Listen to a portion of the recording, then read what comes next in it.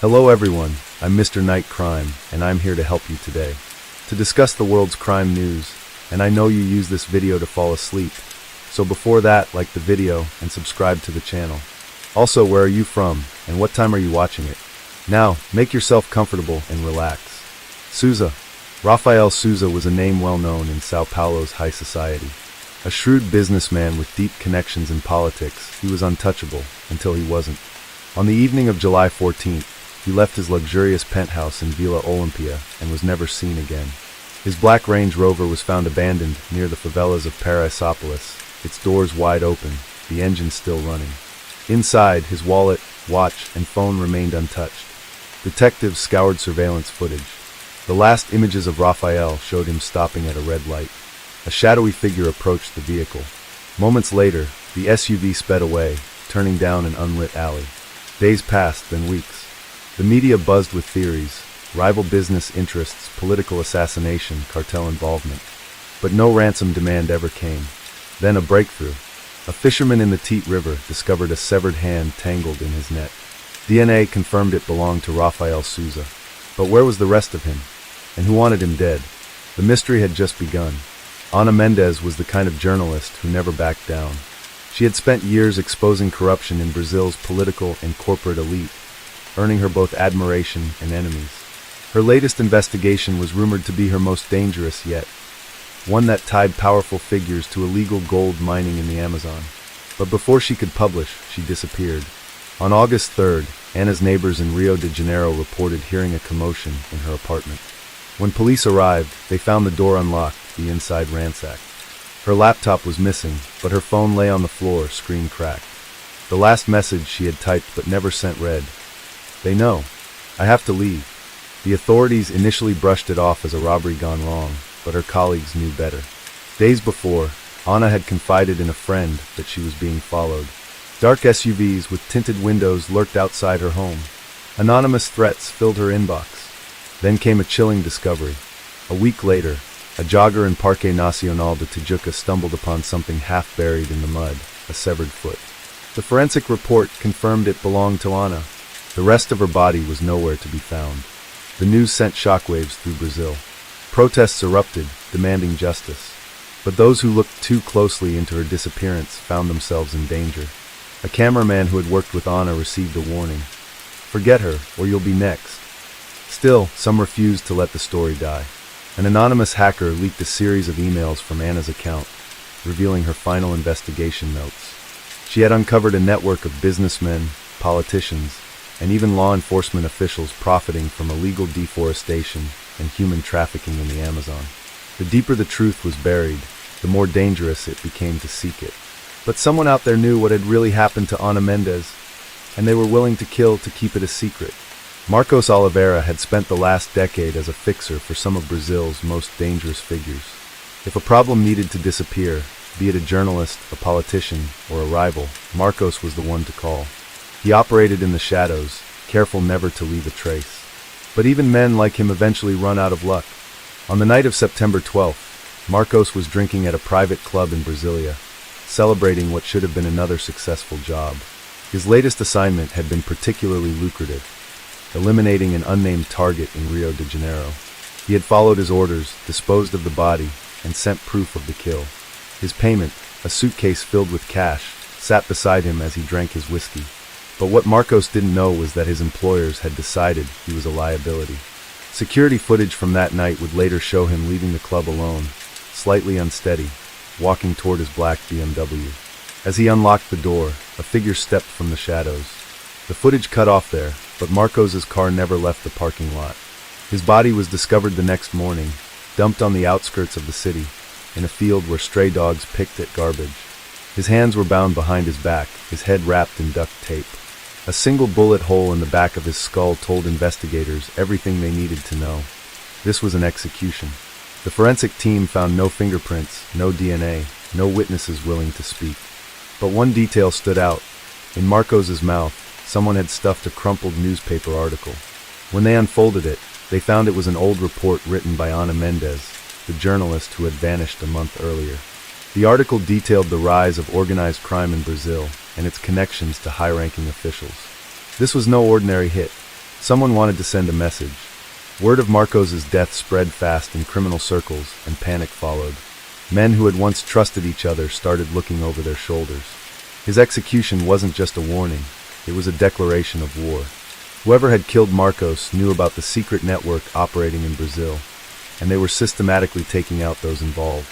2 days later, another body was found floating in the Amazon River, mutilated beyond recognition. Dental records identified him as Ricardo Alves, a banker known for laundering money for corrupt politicians. Someone was hunting the most powerful criminals in Brazil, one by one. The question wasn't just who would be next, but who was behind these killings, and how much did they really know?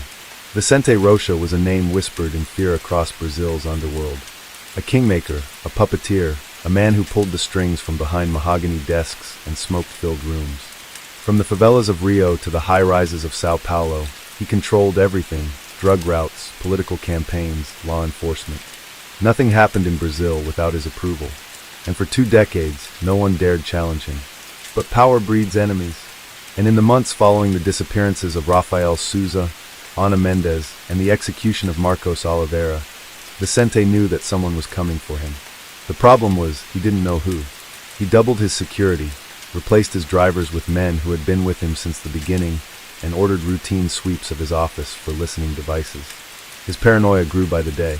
There were whispers of an unseen force dismantling the network he had spent years building. The streets spoke of an avenger, a ghost in the shadows eliminating those who had grown too powerful, too corrupt. Then came the warning.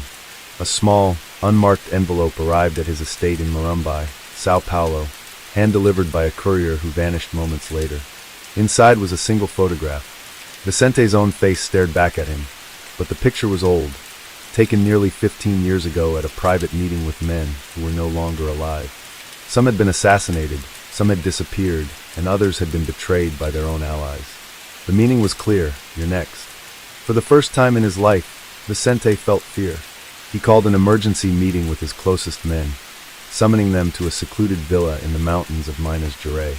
Only his most trusted lieutenants were given the location.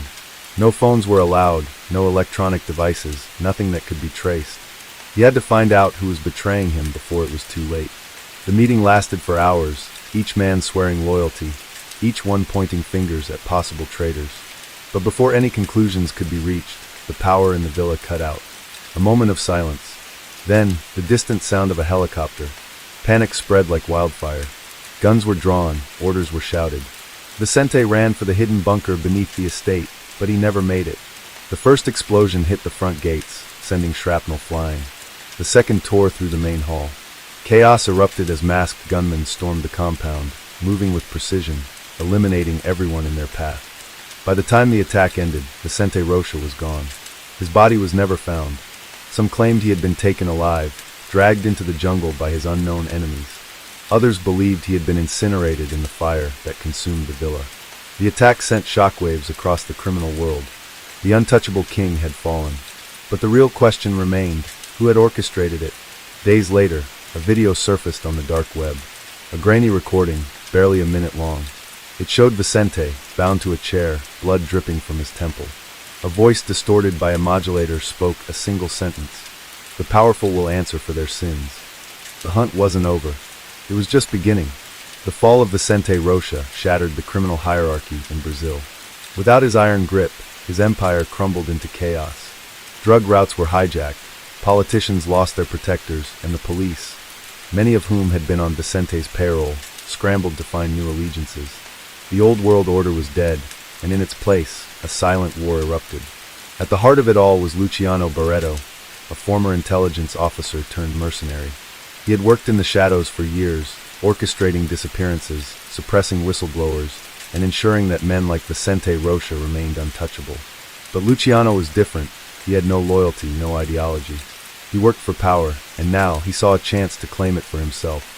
In the weeks following Vicente's execution, Luciano moved swiftly. He eliminated rivals before they could organize, bribed military officials, and sent cryptic warnings to those who might oppose him. His message was clear: the old guard was gone, and he was in control now. But then, something unexpected happened. On October 7th, a private jet carrying 4 of Luciano's top men exploded mid-flight over the Atlantic. The official report blamed a mechanical failure, but those who knew the truth whispered of a well-planned assassination. 2 days later, Luciano's closest ally, a former senator named Antonio Nogueira, was found hanging from a bridge in Brasilia. His wrists were slit, his body displayed as a public warning. Then, a series of encrypted emails surfaced on the dark web. Emails containing decades of financial transactions, bribes, and secret deals between politicians, cartel leaders, and corporate executives. The files implicated judges, governors, even military generals. Someone was tearing apart the foundations of organized crime, exposing its secrets piece by piece. Luciano knew he was dealing with an enemy unlike any he had faced before. Whoever was behind this wasn't motivated by money or power. They wanted destruction. They wanted revenge. And then the final blow. On October 15th, a convoy of armored SUVs carrying Luciano and his security detail was ambushed on a remote highway outside Sao Paulo. The attack was methodical. First, a sniper took out the lead vehicle's driver, sending it crashing into a ditch. Then, explosive charges detonated beneath the second SUV, flipping it into the air. Luciano's vehicle was the last to be hit. A barrage of bullets shattered the bulletproof windows before a figure stepped forward, face concealed behind a tactical mask. No words were spoken. A single suppressed gunshot rang out. By the time the authorities arrived, there was no sign of Luciano's body, only the wreckage, the corpses of his men, and a message painted in blood on the highway. Justice is not blind. It sees everything. The media went into a frenzy. The government called for an immediate crackdown on organized crime. But behind closed doors, the people in power were afraid. This wasn't just a vendetta. This was a war. And the enemy had no face, no name, only a mission: to burn it all to the ground. The execution of Luciano Barreto sent shockwaves through Brazil's underworld. Whoever had orchestrated it wasn't just eliminating key players. They were dismantling the entire structure of power, piece by piece. The rules of the game had changed. No one was safe anymore. In Brasilia, a secret meeting was held between some of the most powerful figures in the country. Governors, military generals, corporate moguls, and the heads of the remaining criminal factions gathered in an undisclosed location, deep within the secure compounds of the federal district. Their only goal: identify the enemy before it was too late. Among them was Eduardo Vasconcelos, Brazil's Minister of Security. He had spent years maintaining a careful balance between law enforcement and the criminal networks that kept the country running. Corruption wasn't just a part of the system, it was the system. But now that system was collapsing, and if he didn't act fast, he knew he would be the next target. Eduardo listened as the others debated, each presenting their theories. Could it be a foreign intelligence agency? One governor suggested. The Americans? The Russians? No, a cartel leader snapped. If this were an outside force, we'd see international pressure. This is personal. A rogue faction within the military? Another voice offered. A journalist exposing the truth? Someone scoffed. Like Ana Mendez? The room fell silent. Everyone knew what had happened to her. Then, General Augusto Ribeiro, a veteran of Brazil's military intelligence, cleared his throat. His deep, gravelly voice carried authority. This is no ordinary enemy, he said. They don't seek power, they don't want money. They want revenge, and they know exactly how we operate. He leaned forward, lowering his voice. Whoever is behind this, they were one of us. The thought sent a chill through the room. But Eduardo had already come to the same conclusion. This wasn't an attack from the outside. This was an inside job. Someone with knowledge, resources, and a personal vendetta against the entire power structure of Brazil. And they were just getting started. That same night, in a darkened apartment in Rio de Janeiro, a lone figure sat in front of a wall covered in photographs, maps, and newspaper clippings. Faces of politicians, businessmen, military leaders, some already crossed out in red. A laptop screen glowed, displaying a series of encrypted files. With a few keystrokes, a new set of documents was uploaded to the dark web. Bank records, wire transfers, hidden accounts. Evidence that would expose yet another key player in the network of corruption. A small, almost imperceptible smile crossed the figure's lips. This was a war they had been waiting to fight for years. And they would not stop until every name on that wall was crossed out. Eduardo Vasconcelos had always known the dangers of playing both sides. For years, he had thrived in the delicate balance between order and chaos, ensuring that crime remained controlled but never eradicated. He was the architect of a system where everyone had a role, The police, the politicians, the cartels, even the media. He had kept the machine running smoothly. But now the machine was breaking. On the morning of October 23rd, Vasconcelos awoke to a nightmare. His name was plastered across every major news outlet in Brazil. Overnight, a massive data leak had exposed his hidden bank accounts, offshore properties, and decades of illicit transactions with criminal organizations. Every bribe, every backdoor deal, every assassination he had signed off on was now public knowledge. The government scrambled to contain the fallout. The president distanced himself immediately, issuing a statement of shock and betrayal. The military refused to intervene. The Supreme Court demanded Vasconcelos' resignation. His enemies within the government, those who had once feared him, now saw an opportunity to destroy him. And then came the final blow. A leaked recording surfaced on the dark web. It was a conversation between Vasconcelos and Vicente Rocha, the crime boss who had mysteriously disappeared. In the recording, Vasconcelos could be heard ordering the assassination of multiple political figures, including a former senator who had been investigating corruption in the government. The people took to the streets. Protests erupted across the country, demanding justice.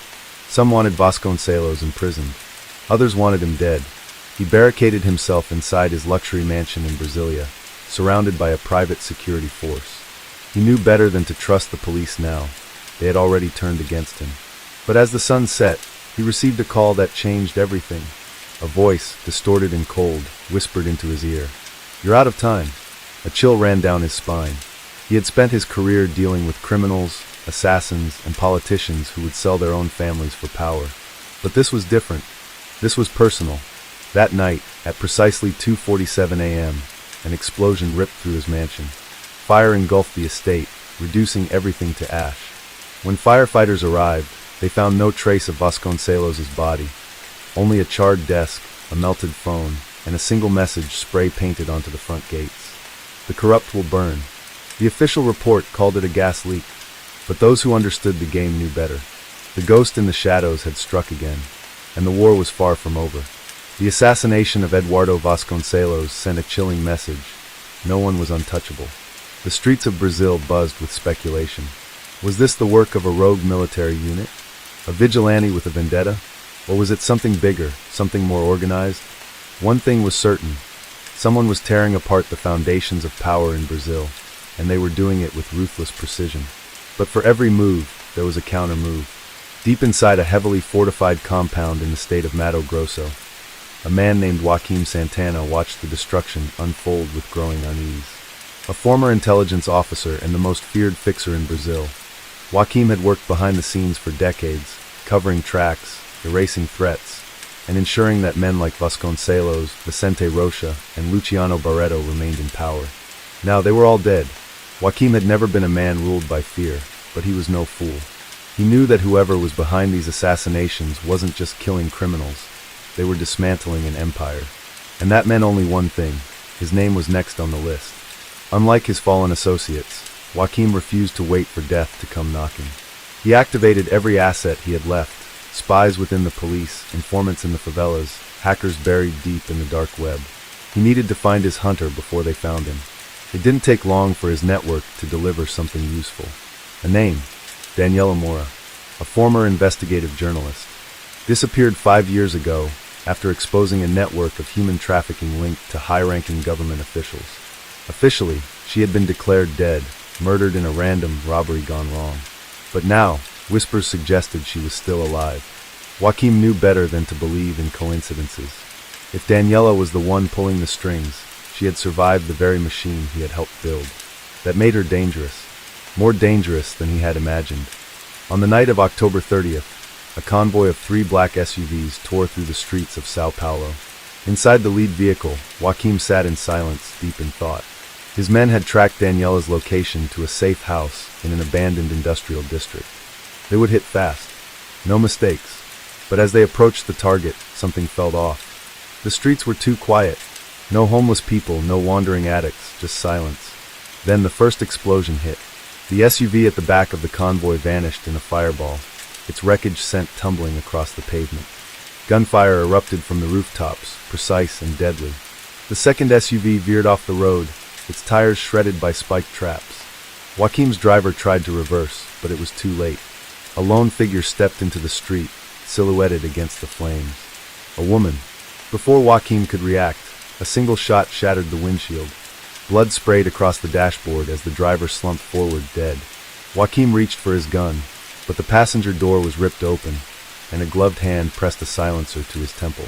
A familiar voice whispered in his ear, "You should have stayed in the shadows." The last thing Joaquim saw before the world went black was Daniela Mora's cold, unforgiving eyes. Joaquim Santana woke to darkness. His head throbbed, a deep, pulsing pain radiating from the side of his skull.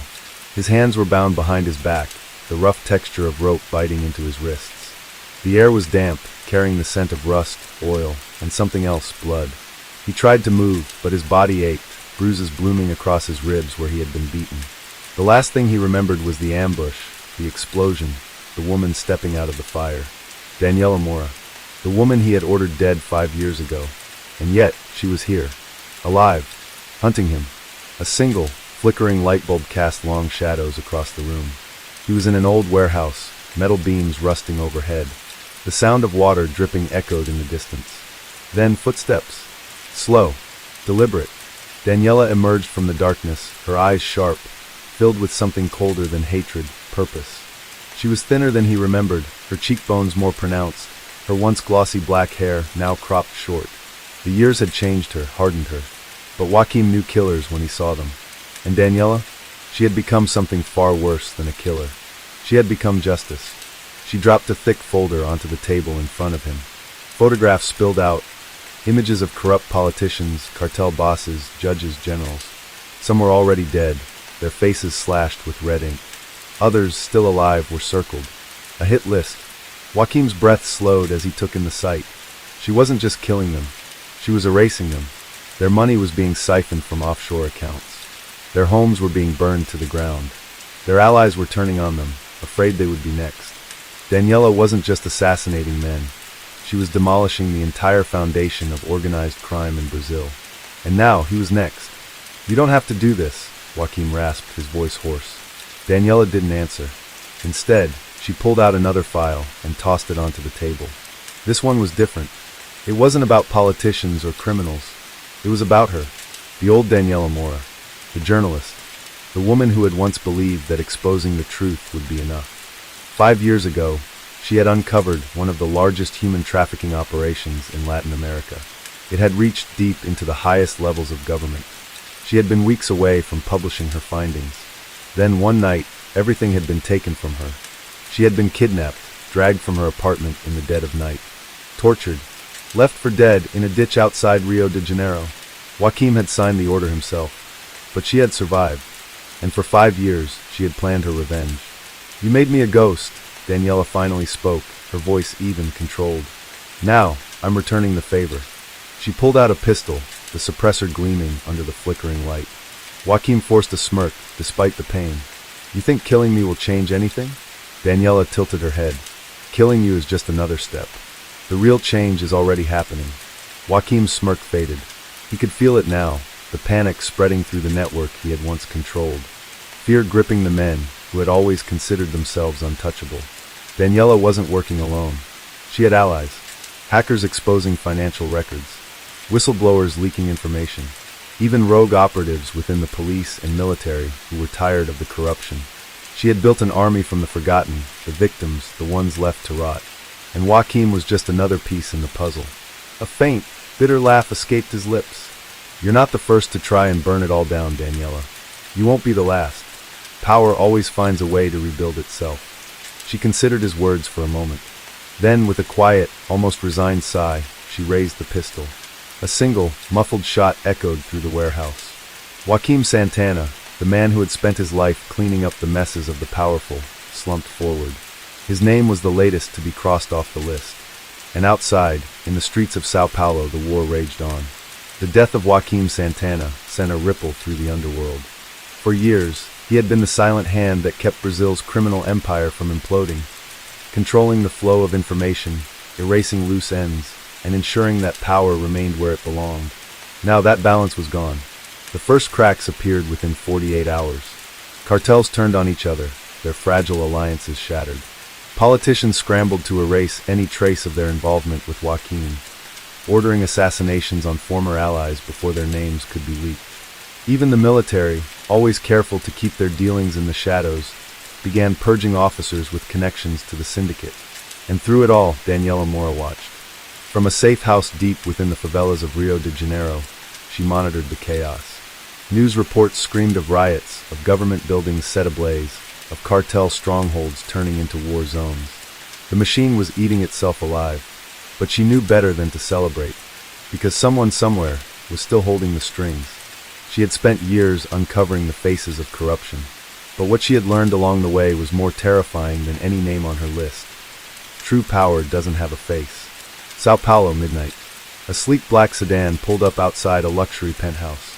Inside, Mateo Figueiredo, one of Brazil's wealthiest businessmen, poured himself a drink. He had built his empire on corruption, laundering billions for politicians and cartel leaders alike. He had thrived in the system Joaquin had maintained. But now, the system was collapsing, and someone had sent him a message. It had arrived that morning. A single photograph slid under his door. It was a picture of Joaquin Santana's corpse. A warning. A promise. His bodyguards were on high alert, scanning every shadow. The entire building was locked down. No one could get in without clearance. Yet, as Mateo lifted his glass to take a sip, he heard a soft click. He froze. The TV screen in front of him flickered, static hissing before shifting into an image. A masked figure appeared. A distorted voice filled the room. The walls are closing in, Mateo. His blood ran cold. Your name is next. Then, the screen went black. The silence stretched. His hands trembled. And then the lights went out. Mateo bolted toward the panic room, slamming his palm against the biometric scanner. The door refused to open. A deep, mechanical whirring echoed through the penthouse. A cold realization settled in. Someone had overridden the system. The security feed on the wall showed his men outside the building, still standing guard, unaware that inside, their employer had already been marked for death. A noise behind him, a whisper of movement, and then the sharp sting of a blade pressing against his throat. Mateo barely had time to scream. By morning, the headlines would be filled with his name. Another pillar of the criminal empire gone. The world was beginning to understand. This wasn't just a series of killings. This was a purge. For years, Brazil's criminal underworld had operated under an unspoken rule. Power never disappears, it only shifts. Corrupt politicians, drug lords, military officers, and businessmen all played their roles, feeding off each other like parasites on a dying host. Joaquin Santana had kept that balance in check, ensuring that no one grew too powerful, that the machine kept turning. But now the machine was failing. Daniela Mora's war wasn't just about revenge. It was about erasing the system itself. With each name she crossed off her list, the foundations of power crumbled further. Cartels found themselves leaderless. Government officials lost their protectors. The police, riddled with corruption, no longer knew who to take orders from. The empire was collapsing, and the entire country could feel it. November 7th, 2:43 a.m., Rio de Janeiro. A convoy of armored SUVs raced through the darkened streets. Inside the lead vehicle sat General Augusto Ribeiro, one of the most feared men in Brazil. He wasn't just a high-ranking military officer. He was the unseen force behind every major criminal operation in the country. Weapons smuggling, illegal mining, human trafficking, everything passed through his hands. And now, he was running for his life. His convoy was heading to Galeão Air Force Base, where a private jet waited to take him out of the country. He had already secured safe passage to Dubai, where his offshore accounts held more money than he could ever spend. But deep down, he knew the truth. If Daniela Mora wanted him dead, there was nowhere in the world he could hide. "Clear the roads," he barked into the radio. His men, elite military contractors, had already sealed off every intersection leading to the airport. Helicopters hovered overhead, scanning for threats. He exhaled sharply. Maybe, just maybe, he could escape. And then the lights cut out. All at once, the entire city block was plunged into darkness. Street lights, traffic signals, even the security feeds inside his SUVs went dead. The radio crackled with static. Then a voice. Distorted. Cold. "You're already dead, General." The SUV screeched to a halt. Gunfire erupted as hidden snipers opened fire from the rooftops. Explosions rocked the streets, flipping vehicles like toys. Ribeiro's men scrambled for cover, but they were outmatched. One by one, his bodyguards fell. Ribeiro shoved the door open and ran, his boots slamming against the pavement as he sprinted into a nearby alley. His heart pounded, his breath ragged. He could still make it. He could still.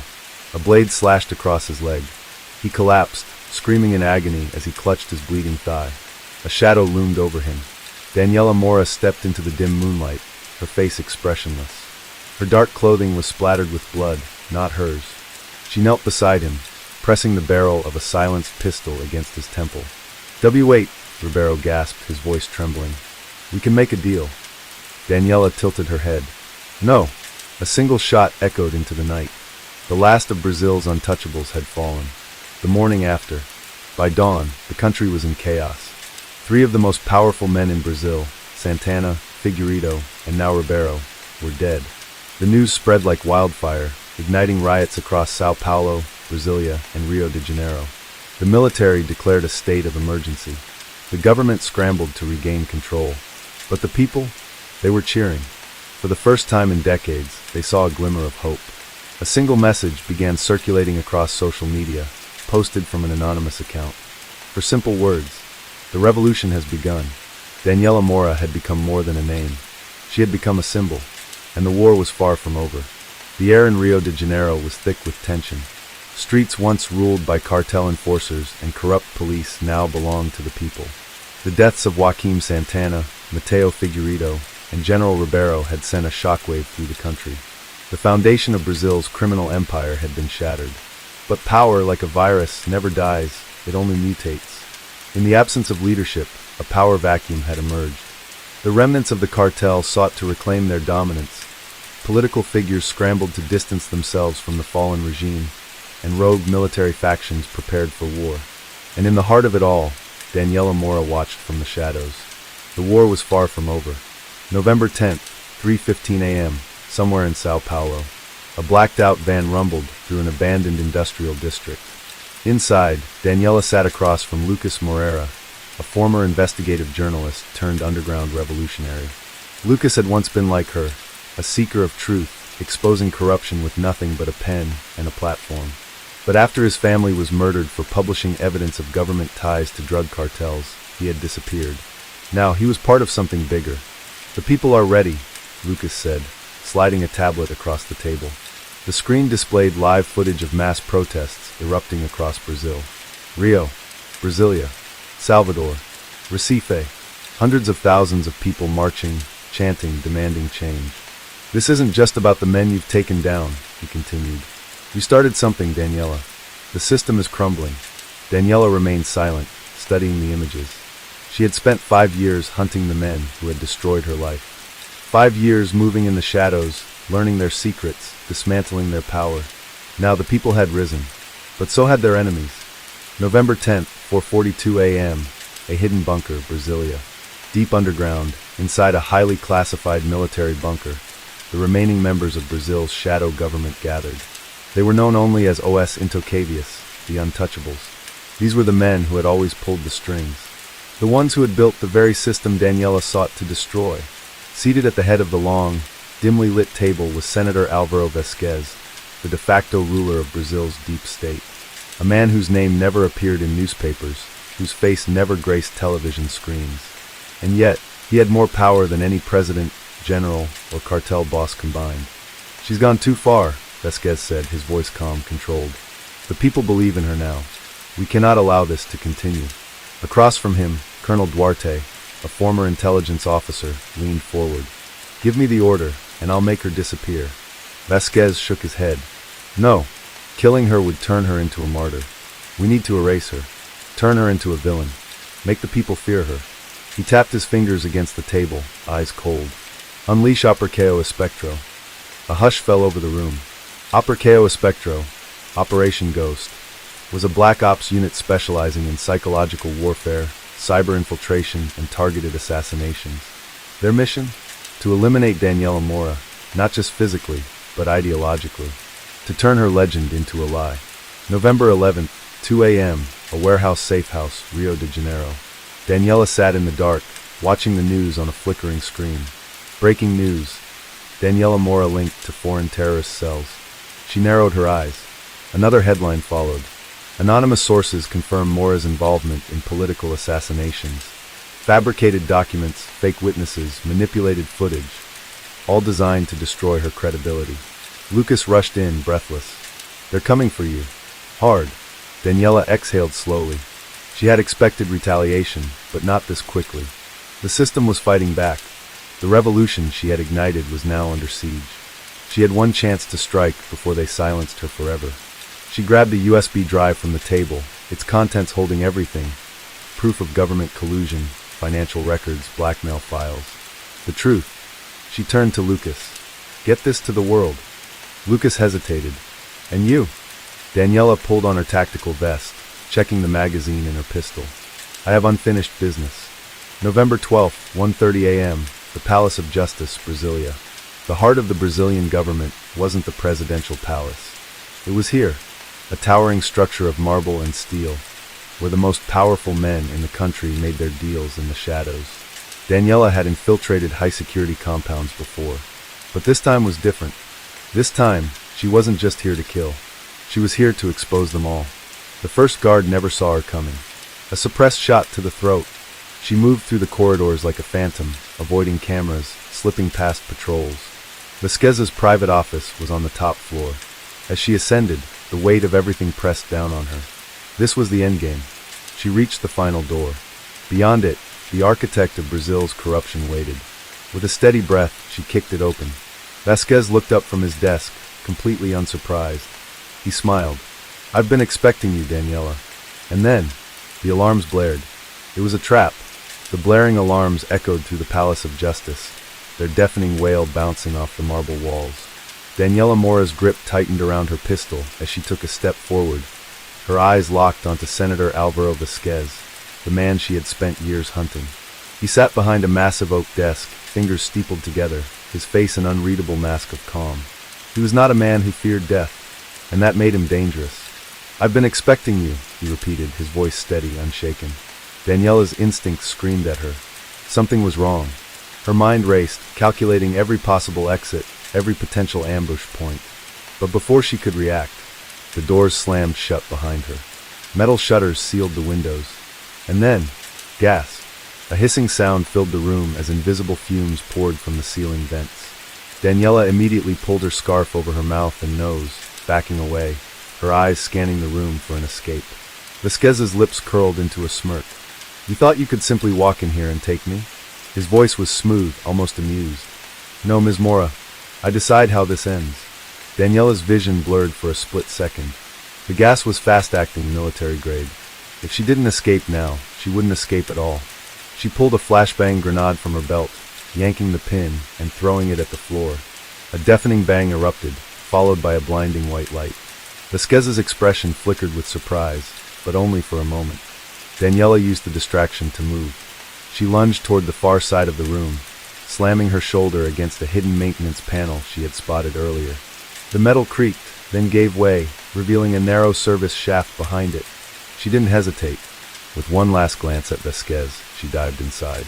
The last thing she heard before the hatch sealed behind her was his voice, calm and taunting. "Run all you like, Daniela. We will find you." November 12th, 2:17 a.m., the depths of the palace. The service tunnels beneath the Palace of Justice were a labyrinth of steel and concrete, originally built as a Cold War-era fallout shelter. Daniela moved swiftly, her breath shallow, her mind still hazy from the gas. She couldn't stop now. Vasquez had lured her here knowing she would come. Why? What did he have planned? She pushed forward, her boots barely making a sound against the cold floor. She needed to get out, regroup, and a shadow moved ahead. Then another. Her heart stopped. Figures in black tactical gear emerged from the darkness, Apriceo Espectro. Daniela spun to retreat. Too late. A pair of hands grabbed her from behind, locking around her throat in a vice grip. She slammed her elbow back, striking her attacker's ribs. The grip loosened just enough for her to twist free. She turned, delivering a brutal kick to his knee, sending him crashing down. But the others were already moving in. One raised a taser baton. A jolt of white-hot electricity shot through her body. Her vision exploded in pain. Her knees buckled. She hit the ground, struggling to breathe, her muscles refusing to obey. The last thing she saw before the darkness took her was a pair of boots stopping in front of her. And then, blackness. November 12th, 5:45 a.m., unknown location. When Daniela woke up, she was somewhere else. Her hands were bound to a chair. The room was dim, the air thick with the scent of cigarette smoke and blood. A single overhead light flickered above her, casting long shadows. Footsteps echoed, and then, Vasquez stepped into view. "Good morning, Ms. Mora," he said, his voice mocking. Daniela didn't respond. She was already scanning the room, searching for weaknesses, for opportunities. Vasquez chuckled, as if reading her mind. "I wouldn't waste your energy," he said. "This room was built for people like you, people who thought they could challenge the system." He knelt beside her, his face inches from hers. "You made a mistake, Daniela," he murmured. "You thought this was about justice, about revenge." His eyes hardened. "But this was always about control." He stood, adjusting his tie. "You've been very useful to us," he continued. "The deaths of Santana, Figueredo, Ribeiro, they cleared the way for something greater." Daniela's breath hitched. "You wanted them dead?" Vasquez smiled. "Oh, my dear naive assassin, did you really think you were winning?" She clenched her jaw, her mind reeling. Vasquez had orchestrated everything. She had played right into his hands. And now she was his prisoner. November 12th, 6:12 a.m. A darkened warehouse, Rio de Janeiro. Far across the city, Lucas Moreira paced inside an abandoned warehouse, his mind racing. Daniela was gone. Her last message had been brief. "I'm going in." Then silence. He knew something had gone wrong. He had to act. Now. Lucas turned to the group assembled before him. Rebels, ex-military, former journalists, the resistance Daniela had inspired. "She's been captured," he said, his voice firm, "and they're going to make her disappear." Silence. Then, a woman stepped forward, a former intelligence analyst. "Do we know where they took her?" Lucas exhaled. "Not yet."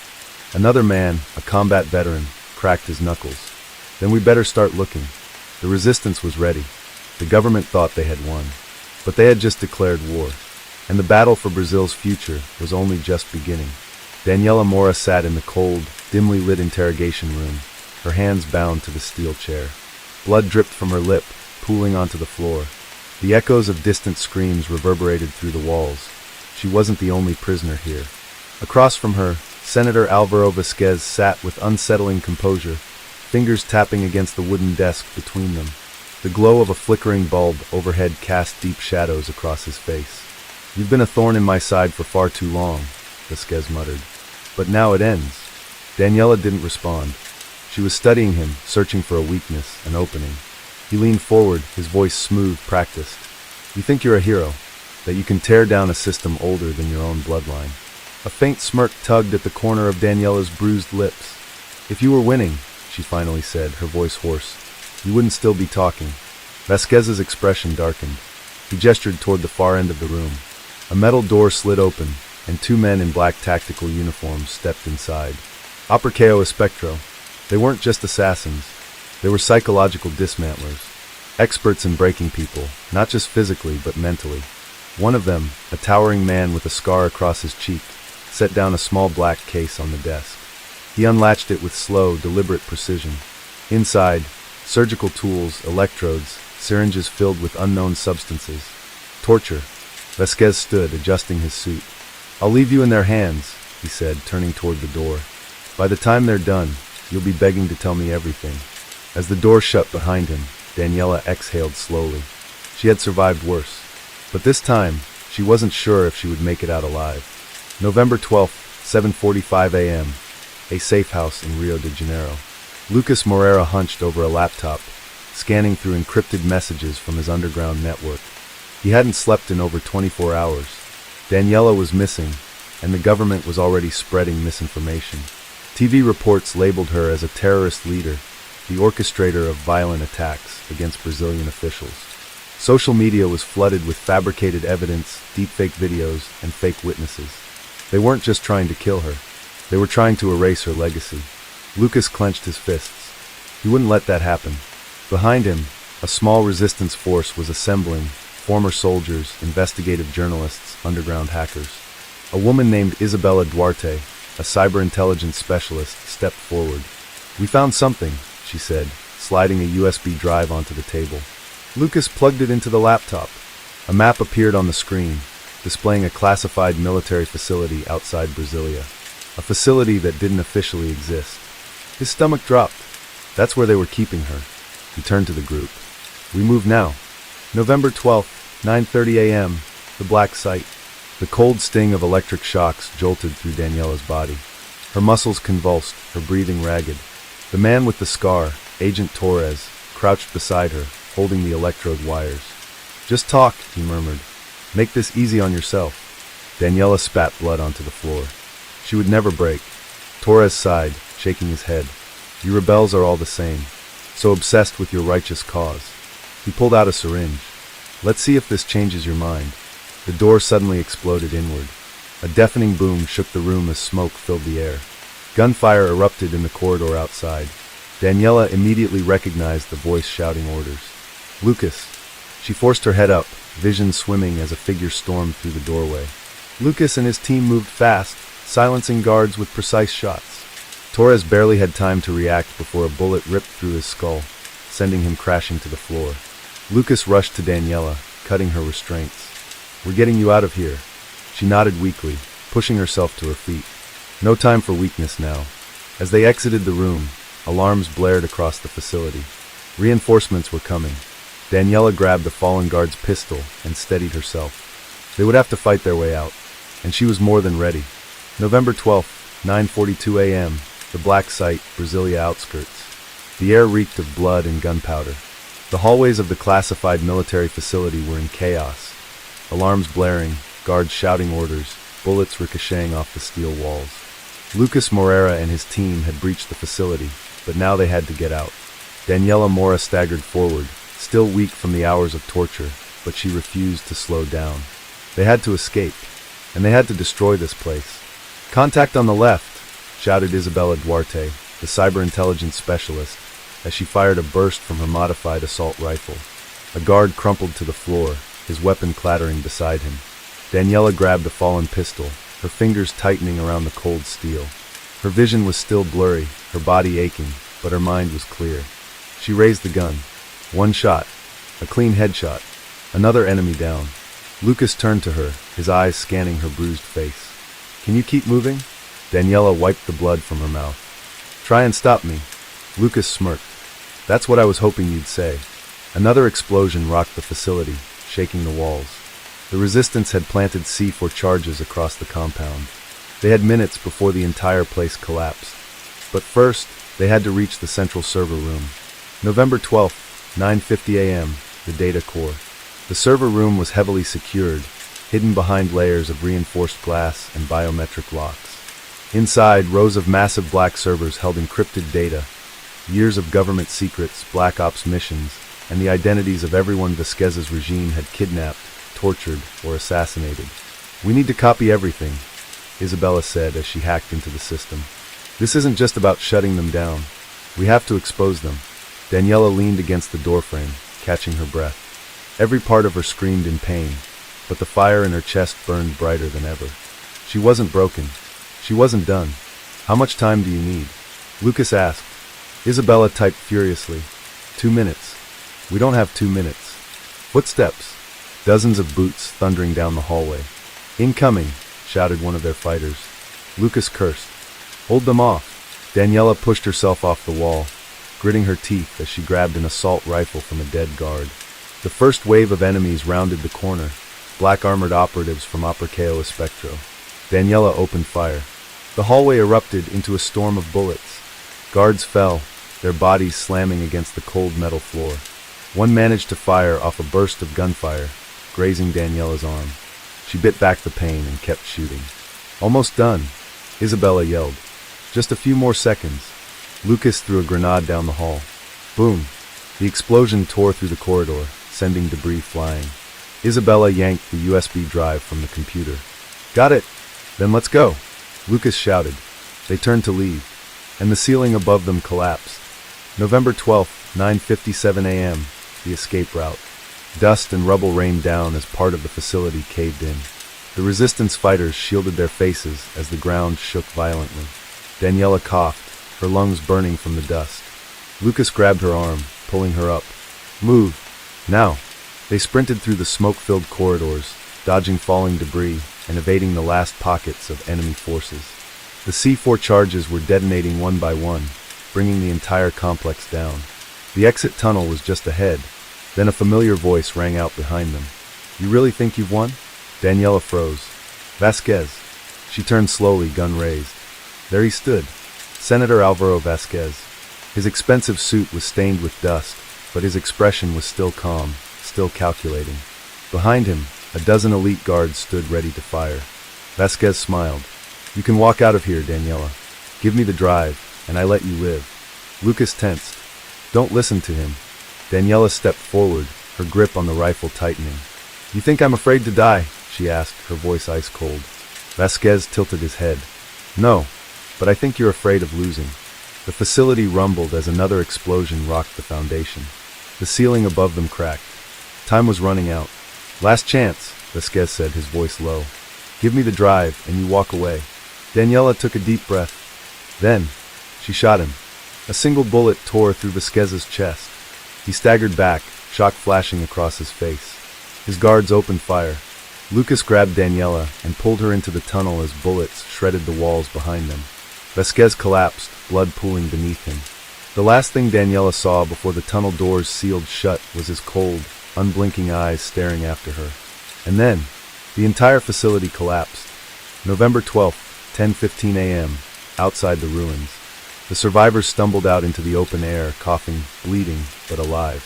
Behind them, the black site was gone, nothing but smoke and rubble. Lucas clapped Daniela on the back. "You did it." She didn't respond. She wasn't sure it was over. Then Isabella handed her the USB drive. "Everything they've done," Isabella whispered. "Every secret, every crime. It's all in here." Daniela took it, staring at the tiny device. The world would finally know the truth. But they weren't safe yet. Not even close. Vasquez was dead, but his empire wasn't. And the war for Brazil had only just begun. November 12th, 11:30 a.m., a safe house in Goiás. The USB drive sat on the table, a tiny object that held the power to dismantle an empire. Daniela Mora stared at it, her fingers twitching. Everything Vasquez had done, the assassinations, the torture programs, the offshore accounts, it was all there. Lucas Moreira paced the room, tension thick in his shoulders. "We need to release it. Now." Isabella Duarte, still typing furiously on her laptop, shook her head. "Not yet. If we drop this without preparation, they'll call it fake news. We need trusted journalists, whistleblowers, independent networks, people who can't be silenced." Daniela exhaled.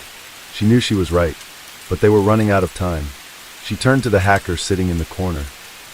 A young man named Rafael Torres, one of the best in South America. "How fast can you decrypt the rest of the files?" she asked. Rafael adjusted his cracked glasses. "A few hours, maybe less." Lucas ran a hand through his hair. "We don't have hours." Daniela's gut twisted, because she knew what was coming.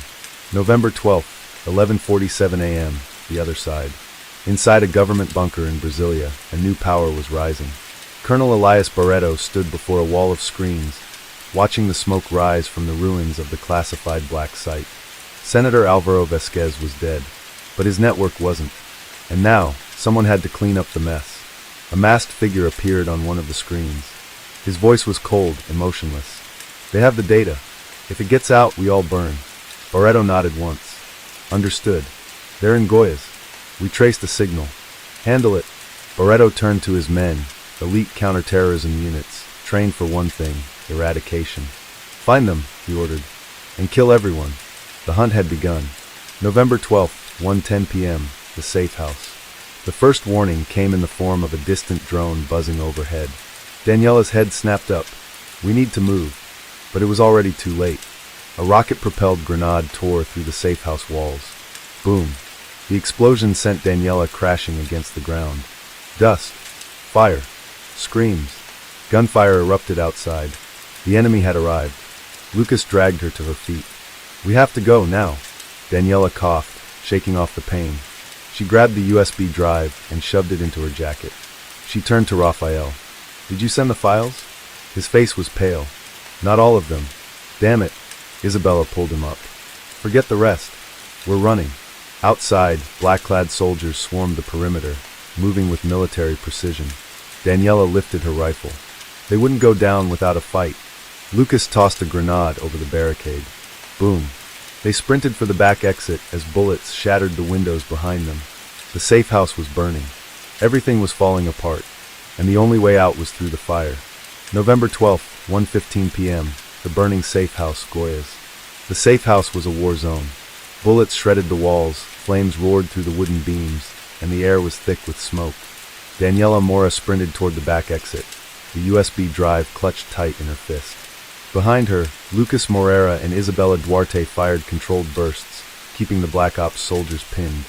Rafael Torres stumbled, coughing, his laptop bag swinging wildly over his shoulder. "I can't." Daniela grabbed his arm. "Move." The enemy was closing in fast. Too fast. Outside, they had planned to escape in their truck, but it was gone. A helicopter hovered overhead, its searchlight cutting through the smoke. Daniela's heart pounded. They had been flanked. Lucas cursed. "They knew we'd be here." Daniela's instinct screamed at her. "We have to disappear." Her eyes darted toward the jungle. The dense, dark wilderness stretched beyond the property. It was their only chance. "Into the forest," she shouted. Isabella hesitated for only a second before she grabbed Rafael and bolted. Lucas covered their retreat, his rifle barking as he downed another soldier. Then he turned and ran, disappearing into the trees. A chopper-mounted gun opened fire. The ground exploded behind them, but they were already gone. November 12th, 1:40 p.m., the depths of the jungle. The sounds of pursuit were growing distant, but Daniela knew it was only temporary. Elias Barreto's men were trained for jungle warfare. They wouldn't stop until they had the drive. Lucas slowed his pace, motioning for the others to crouch behind a fallen tree. "We need a plan," he panted. His face was streaked with sweat and ash. Daniela wiped the dirt from her forehead. "We need to reach a city. Get new transportation. Keep moving." Rafael was still shaking. "And then what?" "They'll find us again." Isabella pulled out a burner phone. "Maybe not. I know someone in Rio de Janeiro who can help us get underground." Lucas nodded.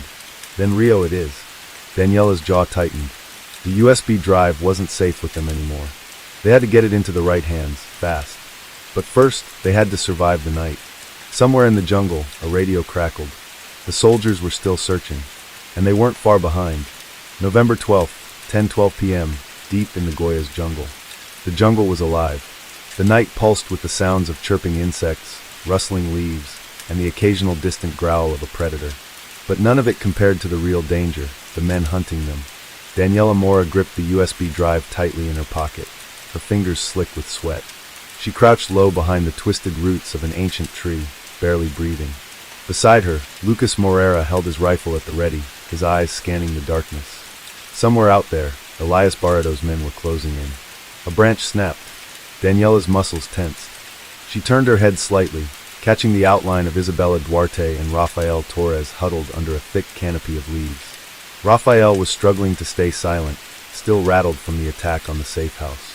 He wasn't a fighter. He was a hacker, an essential one, but right now his nervous breathing was going to get them killed. Lucas noticed too. He reached over and pressed a firm hand on Rafael's shoulder, whispering, "Breathe slower." The young hacker gulped and nodded. Then the unmistakable sound of footsteps on damp earth sent a wave of ice down Daniela's spine. They were here. November 12th, 10:17 p.m., the hunters. Elias Barreto's elite Apriceo Espectro soldiers moved through the jungle with terrifying efficiency. They were ghosts, faces obscured by night vision goggles, weapon suppressors attached, their orders simple. Find them, kill them, retrieve the drive. A masked operative, codenamed Spectro 3, knelt near a broken branch, brushing his gloved fingers over the dirt. He muttered into his radio. They were here less than 10 minutes ago, moving west. A crackled response came from Barreto himself. Push them toward the river. Do not let them escape. Spectro 3 stood up and signaled to the others. They vanished into the darkness. November 12th, 10:22 p.m., the chase begins. Daniela's gut told her they had minutes, maybe less, before they were spotted. She had to make a decision. "We move," she whispered. Lucas nodded, his grip tightening on his weapon. Isabella kept her burner phone close, checking for any signal. There was none. Rafael hesitated, but Daniela gave him a firm look. "We don't stop," she ordered. "No matter what you hear." No matter what happens behind you. Raphael swallowed hard. Okay. Then they ran. The jungle blurred around them as they sprinted over gnarled roots and through vines that clung to their clothes like desperate hands. The ground was uneven, slippery with the remnants of recent rainfall. Behind them, a single gunshot. A warning. The soldiers had spotted them. Faster! Lucas shouted. Another shot whizzed past them, tearing through the trees. Daniela's heart slammed against her ribs. The river. If they could reach it, they might have a chance. She could hear the soldiers gaining ground, moving with terrifying speed. Then, Raphael tripped. Daniela turned just in time to see him crash onto the wet earth, his laptop bag tumbling away. He groaned, clutching his ankle. No, no, no. Isabella skidded to a halt, trying to help him up. Lucas turned, gun raised, ready to fight, but there were too many shadows moving behind them. Daniela made a choice. She ripped the USB drive from her pocket and shoved it into Isabella's hand. Run, she ordered. Isabella's eyes widened. What are you doing? Daniela took a deep breath. Buying you time. Then, before anyone could argue, she spun toward the shadows and fired. November 12th, 10:26 p.m., holding the line. The jungle exploded with gunfire. Daniela ducked behind a tree, squeezing off calculated shots. She wasn't trying to kill them all, she just needed to stall them. The soldiers took cover, barking commands. Lucas hesitated for only a second before understanding what she was doing. We'll find you. Then he grabbed Raphael and pulled him forward. Isabella clenched her jaw, gripping the drive, and ran into the darkness. Daniela was alone. She breathed heavily, pressing her back against the rough bark. Listening, waiting. Then, a soft click. Her instinct screamed. Grenade. She dove just as the explosion ripped through the trees. The force sent her flying, her vision spinning, ears ringing. She hit the ground hard, pain lancing through her ribs. When she tried to push herself up, a boot slammed onto her back. Cold steel pressed against her temple. A voice, smooth and venomous, whispered, "Nice try, Mora." Daniela gritted her teeth. They had her. November 12th, 10:34 p.m., captured. The soldiers dragged Daniela to her knees. Her hands were yanked behind her, wrists bound with thick plastic zip ties. Blood dripped down her face from a gash above her eyebrow, but she refused to show weakness. Elias Barreto stepped forward. His uniform was pristine, his face unreadable. He studied her like a scientist examining a dangerous specimen. "You're resilient," he mused, "but foolish." Daniela spat blood onto the jungle floor. "You're too late." Barreto smirked. "Am I?" He reached into his pocket and pulled out a burner phone. Then he turned the screen toward her. Daniela's breath hitched. A live security feed showed Lucas, Isabella, and Raphael running, but not in the jungle anymore. They were near a road, stopping just as black SUVs appeared from both sides. Ambush. Daniela's heart plummeted. Barreto leaned in, voice like a knife. "You thought you were saving them." A cruel chuckle. "But you just led them straight into my hands." Daniela's blood ran cold, and for the first time in a long time, she felt fear. November 12th, 11:02 p.m., somewhere deep in the Goya's jungle. Daniela Mora knelt on the damp ground, wrists bound tight behind her back. Blood dripped from the cut on her forehead, staining the dirt beneath her.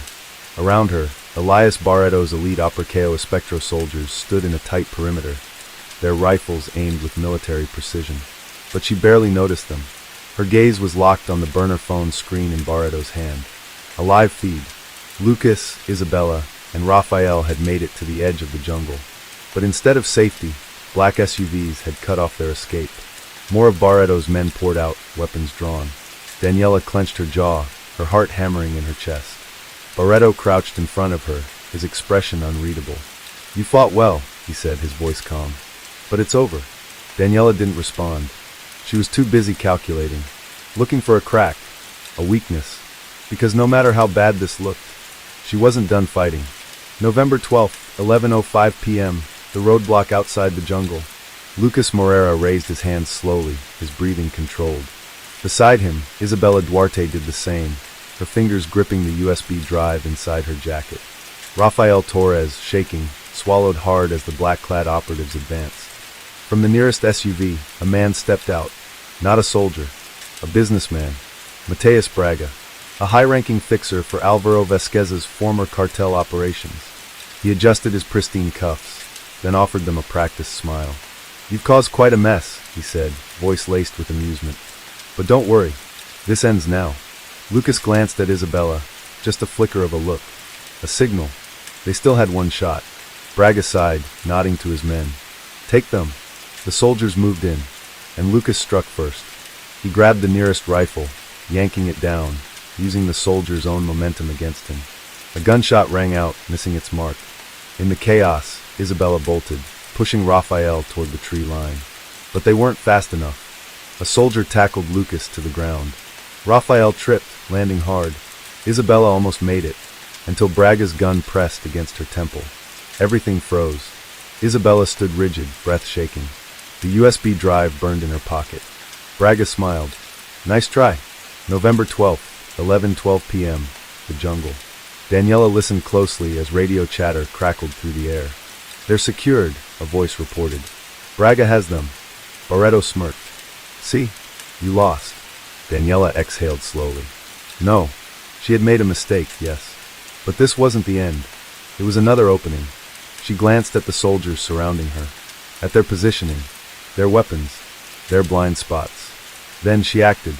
With a sudden burst of motion, she twisted her body, slamming her boot into the knee of the nearest guard. The sickening crack was followed by his scream. Before the others could react, she launched herself sideways, rolling through the mud. One soldier fired, missed. Another reached for her, too slow. Daniela hit the ground, tucking her body tight. Her bound hands scraped against a jagged rock. Once. Twice. The zip ties snapped open, a gun barrel leveled at her head. She lunged. Her fingers closed around the soldier's wrist just as he pulled the trigger, redirecting the shot into another man's chest. The jungle erupted into chaos. She didn't waste time. She ran. Bullets tore through the trees behind her. She didn't stop, because Lucas, Isabella, and Raphael were still out there, and she was going to get them back. November 12th, 11:30 p.m., the roadblock. Braga leaned against the SUV, watching his prisoners with mild interest. Lucas was bruised but defiant. Raphael looked like he might pass out. Isabella was tense, her hand inches from the drive hidden in her pocket. Braga sighed. "I admire your dedication," he said, "but your story ends here." He raised his gun. Then everything exploded. A flash grenade detonated nearby, blinding half the operatives. A second later, gunfire erupted from the tree line. Braga stumbled back as his men were gunned down one by one. Lucas took his chance, lunging forward, grabbing the nearest weapon. Firing. Isabella yanked the drive from her pocket and shoved it into Raphael's hands. "Run!" Raphael didn't argue. As Braga's men scrambled to react, Daniela emerged from the jungle, bloodied, breathing hard, but very much alive. She didn't hesitate. She raised her stolen weapon and pulled the trigger. November 12th, 11:34 p.m., the turning point. The air was thick with smoke, bullets, and the scent of blood. Daniela moved fast, cutting through Braga's men with ruthless efficiency. Lucas fought beside her, taking down anyone who got too close. Raphael ran. Isabella followed, but Braga grabbed her arm, twisting it painfully. The USB drive slipped from her grasp. "No!" Braga snatched it midair, stepping back, his gun leveled at her heart. Daniela turned, saw him. Saw the drive. Time slowed. Then, Lucas fired. The bullet hit Braga in the shoulder. He cursed, stumbling back, but he didn't drop the drive. Instead, he lunged into the nearest SUV, slamming the door shut. The tires screeched. The vehicle sped away. With the drive, Daniela cursed, sprinting forward, but it was too late. Braga was gone, and with him, their last hope of exposing the conspiracy. For the first time, true desperation set in. They had fought so hard, escaped so much, and still they had lost. Or had they? Daniela's mind worked fast. The USB drive was gone, but not the hacker. She turned to Raphael, who was panting hard, barely standing. "Tell me you backed up the files." Raphael wiped the sweat from his face. Then, he grinned. November 13th, 1:12 a.m., safe house in Brasilia. The dimly lit safe house smelled of sweat, gunpowder, and desperation. Lucas sat against the wall, pressing a bloodied cloth against his side. Isabella paced back and forth, unable to stay still. Daniela stood by the window, scanning the streets below. Raphael sat in front of his laptop, fingers moving at a furious pace. They had lost the USB drive, but they still had one chance. Raphael had backups. buried inside encrypted cloud servers, hidden behind layers of security. But retrieving it wasn't simple. The data was locked, and Raphael needed time to decrypt it. And time was something they didn't have. Elias Barreto and Mateus Braga weren't fools. They would come, any minute now. November 13th, 1:45 a.m., elsewhere in Brasilia. Braga sat in the back of a bulletproof SUV, his arm wrapped in a hastily applied bandage. He ignored the pain. His focus was on the USB drive in his hand. It contained everything: evidence of money laundering, political assassinations, drug trafficking operations connecting high-ranking officials to Alvaro Vasquez's empire. Barreto's voice crackled through the speakerphone. "Do you have it?" "Yes." "Good. Destroy it." Braga hesitated. "What if we—" "No risks," Barreto snapped. "Mora and her team are still out there. If they reach the right people, this all collapses." "Burn it." Braga exhaled. Then, reluctantly, he snapped the USB drive in half. The evidence was gone. Or so he thought. November 13th, 2:07 a.m., safe house in Brasilia. Daniela's phone vibrated. A message from an unknown number. One she had been waiting for. "They're coming. You have 5 minutes." She didn't need to ask who sent it. Someone inside Barreto's network was working against him. A traitor. An ally. Daniela turned to Raphael. "How long?" "3 more minutes," he said, his hands shaking as he worked. Lucas forced himself up, gun in hand. "Then we hold them off for 3 minutes." Outside, a convoy of black SUVs pulled up to the building. Barreto had arrived. November 13th, 2:09 a.m., the safe house raid. The first explosion rocked the building. The second blew the front door off its hinges. Armed men poured in, rifles raised, eyes scanning for their targets. Barreto himself entered last, his expression calm but ruthless. "Find them," he ordered. Upstairs, Daniela, Lucas, and Isabella were already moving. Lucas grabbed a Molotov cocktail from their improvised arsenal, lit the rag, and hurled it down the stairwell.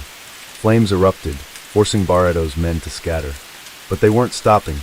Gunfire tore through the walls. A bullet grazed Daniela's shoulder. Another narrowly missed Isabella's head. They were running out of space. Then, Raphael shouted, "It's done." Daniela didn't hesitate. She grabbed Raphael's laptop and hit send. In less than 10 seconds, the files were uploaded to 6 major news agencies, international human rights organizations, and an encrypted government drop server. Barreto's entire operation was now public. There was no undoing it. November 13th, 2:11 a.m., the escape. "Go!" Daniela barked. Lucas smashed a window, tossing down a rope. One by one, they descended into the alley below. Barreto's men charged upstairs just as Daniela was the last to drop. She hit the ground, rolling into a sprint. Behind them, the safe house erupted in flames, a final act of defiance. But it didn't matter anymore. The truth was out. They had won. November 13th, 7:45 a.m., news broadcasts across Brazil. Breaking news, leaked documents reveal a shocking web of corruption, linking government officials, law enforcement, and international crime syndicates. The leaked files expose Elias Barreto's shadow organization, Apercao Espectro, which has been tied to multiple assassinations and drug operations across South America. Interpol and Brazilian authorities have issued immediate arrest warrants for high-ranking officials implicated in the scandal. November 13th, 9:30 a.m., Barreto's hideout. Barreto stared at the television, silent. His empire was collapsing in real time. The men in the room looked to him for orders. But there was nothing left to say. Then, the doors burst open. Federal police swarmed in. Barreto reached for his gun, but he was too slow. In the end, he was dragged away like all the criminals before him. His reign was over. November 15th, 2 a.m., a beach somewhere in Brazil. Daniela Mora sat on the sand, watching the waves crash against the shore. Lucas, Isabella, and Raphael sat beside her. They had done it. They had survived. Brazil was changing.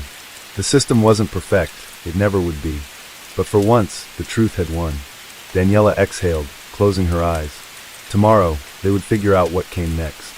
But for now, they just breathed.